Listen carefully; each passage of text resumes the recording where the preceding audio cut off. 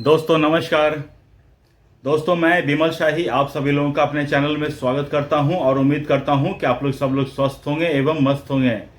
सभी राष्ट्रवादियों और सनातनियों से ये निवेदन रहेगा कि आप लोग मेरे चैनल को सब्सक्राइब कर लीजिए और वीडियो को लाइक एवं शेयर भी कीजिए। दोस्तों हम लोग बात करने जा रहे हैं पश्चिम बंगाल के बारे में।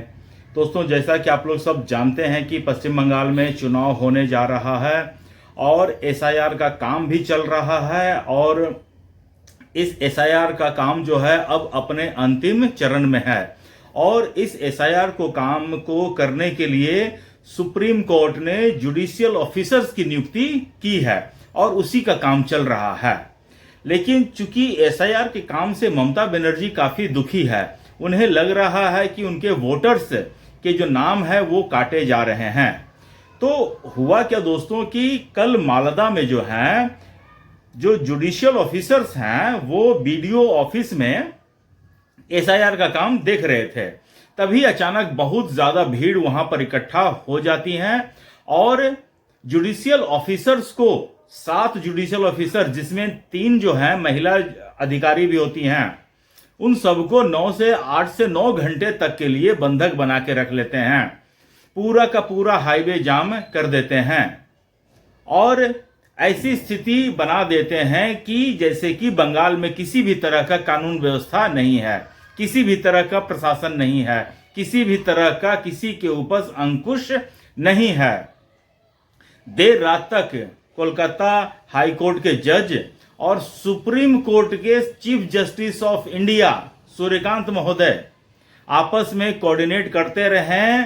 IG, DIG इन सबको ड्यूटी पर लगाया जाता है और पैरामिलिट्री फोर्सेस का डिप्लॉयमेंट होता है, तब जाकर वो जुडिशियल ऑफिसर सही सलामत उस भीड़ से बाहर निकल पाते हैं, बंधक जो बन रखे थे वहां से रिहा हो पाते हैं।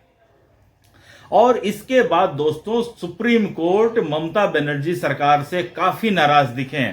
अगले ही दिन सुनवाई होती है और सुप्रीम कोर्ट ने साफ शब्दों में कह दिया है कि पश्चिम बंगाल में ऐसा लग रहा है कि प्रशासन नाम की कोई चीज नहीं है, कानून व्यवस्था की चीज नहीं है।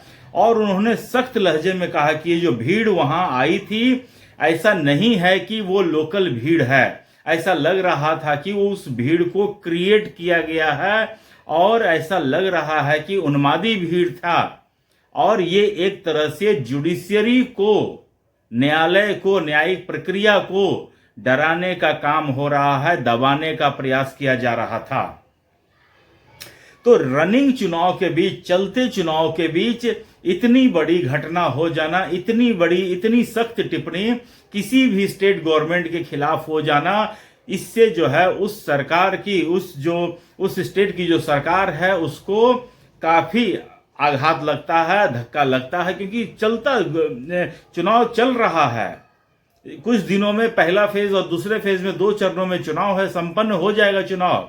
और इस बीच किसी भी सरकार के खिलाफ सुप्रीम कोर्ट की ऐसी टिप्पणी आती है तो उस सरकार पे सवाल उठना जायज होता है।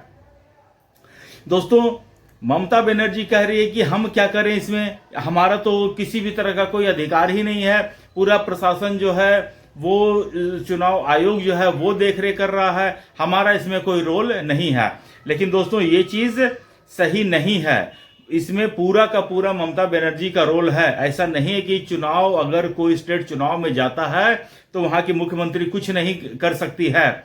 अगर आप अपने जिम्मेदारियों से भागना चाहते हैं अरविंद केजरीवाल जैसा, तो आप बिल्कुल कर सकते हैं। जिस तरह से अरविंद केजरीवाल हर एक टाइम अपनी जिम्मेदारियों से भागता था, सिर्फ वो नए नए ऑप्शन तलाशता है। जैसे दिल्ली में रहते रहते उसने एक ऑप्शन निकाला पंजाब, अब देखिए पिछले 5 साल से वो पंजाब में है, अब वो अलग स्टेट को एक्सप्लोर कर रहा है। पंजाब के बाद गुजरात जाने की सोच रहा है, गोवा जाने की सोच रहा है, ताकि वो अपने लिए एक सुरक्षा कवच तैयार कर सके। तो इसी तरह ममता बनर्जी आज न करी कि मेरे हाथ में कुछ भी नहीं है। जब आपके हाथ में था, जब CBI आपके करप्ट अधिकारियों के खिलाफ इन्वेस्टिगेशन करने आए थे, तब यही करप्ट ममता बनर्जी जो हैं अपने अधिकारियों के खिलाफ, अपने अधिकारियों के लिए CBI के खिलाफ धरने पर बैठ जाती हैं। उनके स्टेट में जब एक प्राइवेट कंपनी में छापा मारने के लिए ईडी की टीम आती है तो ममता बनर्जी स्वयं अपने आईजी, डीआईजी, एसपी, कमिश्नर के साथ पहुंचती है और ईडी के अधिकारियों से फाइल छीन लेती हैं।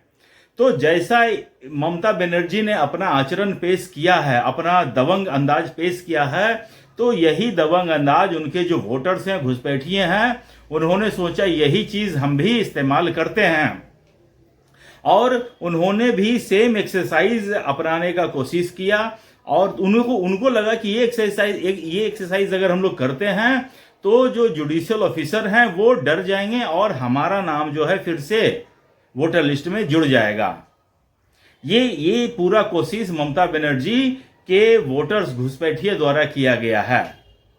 अब दोस्तों, जैसे कि सुप्रीम कोर्ट ने इसकी सुनवाई कही, ममता बनर्जी के खिलाफ जितने भी कड़े शब्दों की निंदा हो सकती करी, टिप्पणी करी, अपना ऑब्जर्वेशन दिया, साथ के साथ चुनाव आयोग को निर्देश दिया कि आप इस मामले की जांच या तो सीबीआई से कराइए या तो आप एनआईए से कराइए। तो चुनाव आयोग ने इस घटने की जांच एनआईए के हवाले कर दिया। अब दोस्तों, एनआईए की जांच साधारण जांच नहीं होती है।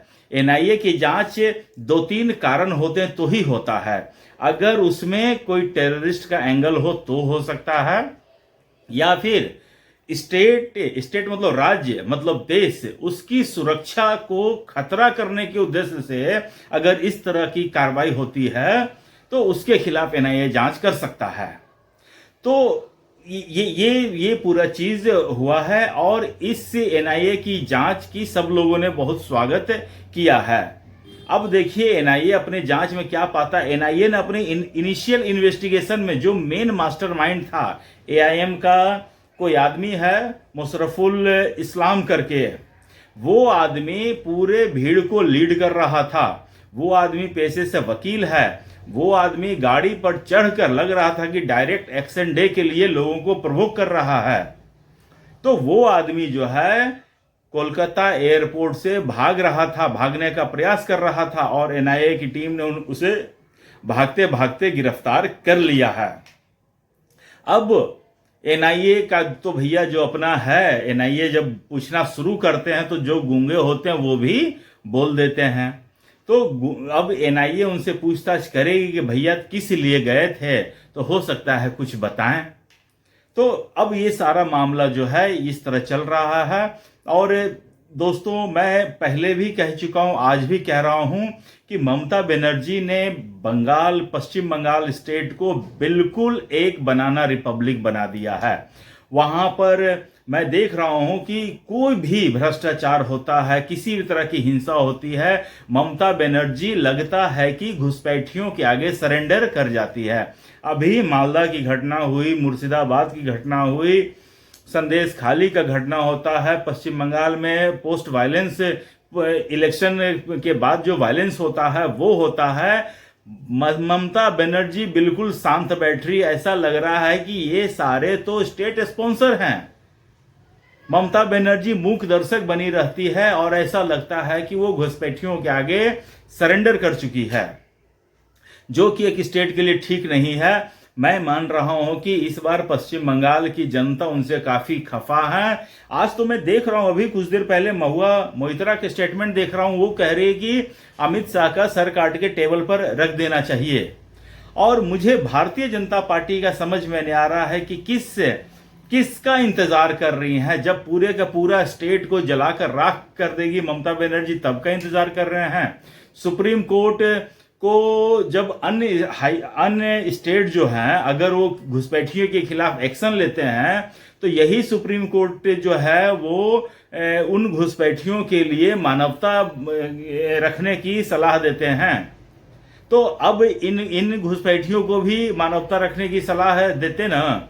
लेकिन सुप्रीम कोर्ट से मैं आज भी फिर विनती करना चाहूंगा दोनों हाथ जोड़कर कि इन घुसपैठियों के लिए मानवता के दृष्टिकोण से देखना सही नहीं रहेगा। घुसपैठिए आज आपके 7 लोगों को बंधक बनाया है। सोचिए, इन लोगों ने समूचे भारतवर्ष को बंधक बना के रख रखा है, पूरे के पूरे पश्चिम बंगाल के लोगों को बंधक बना के रख रखा है और आपके कानों पर जू तक नहीं रेंगती है।